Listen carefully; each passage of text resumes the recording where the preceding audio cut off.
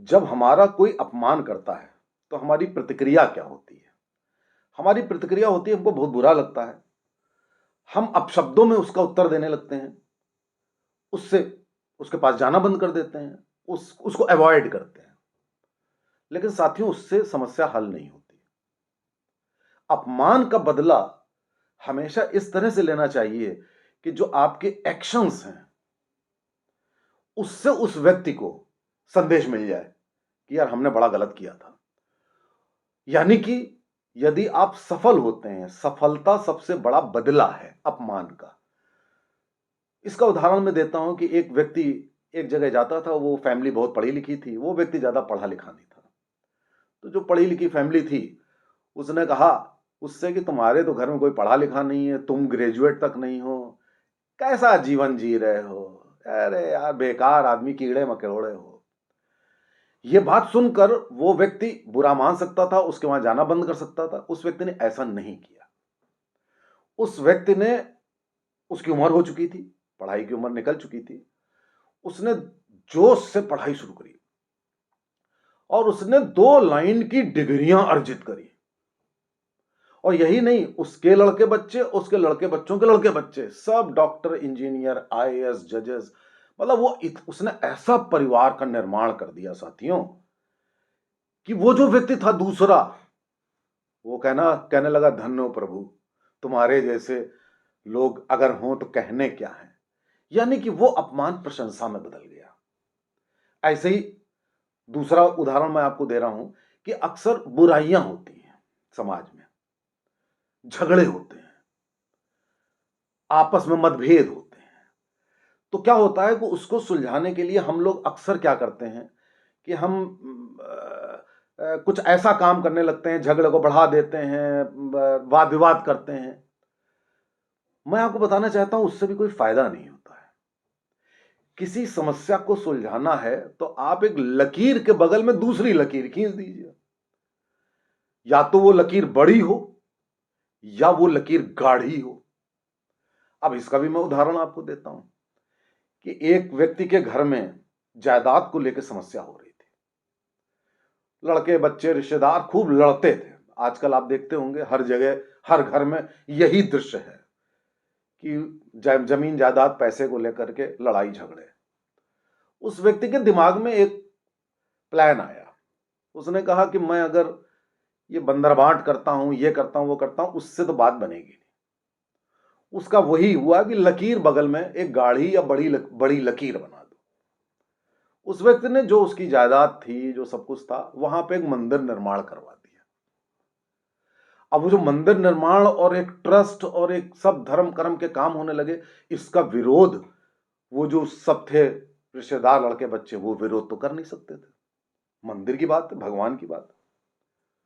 और उस व्यक्ति ने कहा कि भैया यहां धर्म कर्म के मंदिर का सब, एक बड़ा प्रसिद्धि वाला मंदिर का निर्माण हो गया। वो समस्या जड़ से खत्म हो गई। वो जो बुराइयां और ये सब थी, सब खत्म हो गई। दूसरी लकीर बन गई। समस्या यहां से यहां पहुंच गई, पहुंची भी नहीं, खत्म हो गई।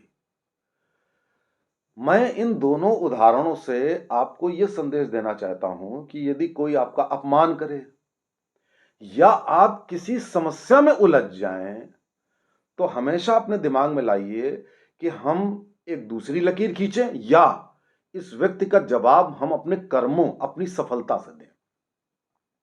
इसका बेस्ट एग्जाम्पल मैं आपको दूं, हमारे देश के प्रधानमंत्री नरेंद्र मोदी। अब देखिए, ये दोनों बातें मैंने कही, उनके लिए भी कही गई। उनको कहा गया कि चाय वाला है, चाय बेचो। उस व्यक्ति ने दिखा दिया कि चाय वाला प्रधानमंत्री ही नहीं बना, बल्कि एक ग्लोबल लीडर बना, जो 80% लोगों की चॉइस है, जिसने भारत को शिखर पर पहुंचा दिया। उसको लोग कह रहे थे तुम चाय बेचो, और उस व्यक्ति ने भारत का गौरव यहां से यहां कर दिया। आप सोचिए, अपनी सफलता से। आज सब उससे ईर्ष्या करते हैं। फिर यह हुआ, उसके सामने समस्याएं आना, जो दूसरी बात मैं कह रहा था कि समस्याएं तो जीवन है, आएंगी आएंगी।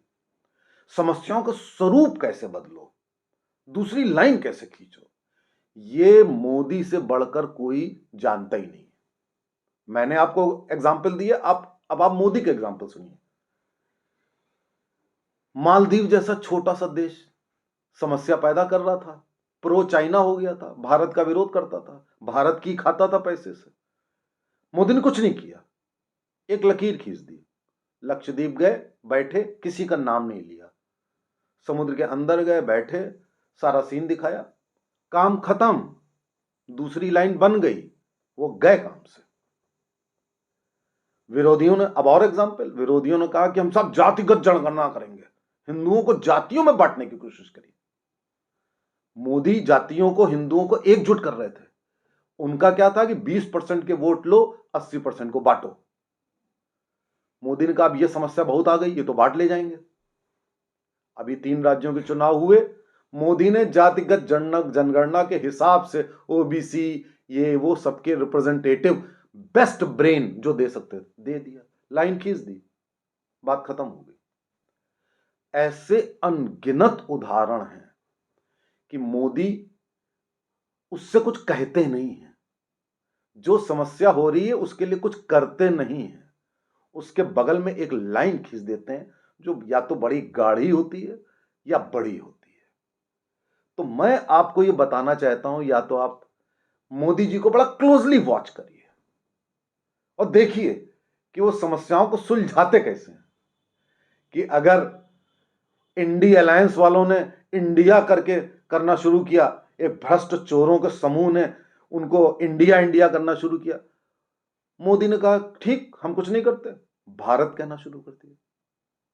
भारत का नाम भारत तो है ही, खत्म हो गई बात, दूसरी लाइन खींच दी। ऐसी आपको दर्जनों में उदाहरण दे सकता हूं कि मोदी ऐसे ही काम करते हैं। और जीवन में भी जो हमारे महापुरुष, हमारे जो धर्मगुरु हैं, उन्होंने हमेशा यह सिखाया है कि समस्या का सीधे प्रतिक्रिया मत दो, उसके समानांतर कुछ खड़ा कर दो। या तो अपने को ऊंचा कर दो, अपने प्रयासों को ऊंचा कर दो, या समस्या को मोड़ दो दूसरी तरफ। मोड़ा नहीं तो हुआ, दूसरी लाइन खींचना हुआ। तो मैं समझता हूं कि हमारे यूथ को यह सीखना बहुत आवश्यक है। हिंसा से कुछ नहीं होता, प्रतिक्रिया से कुछ नहीं होता, कुछ भी करो गाली गलौज से कुछ नहीं होता। दूसरी लाइन खींचते रहो, सफल होते रहो, जीवन सफल होगा। नमस्ते, जय हिंद।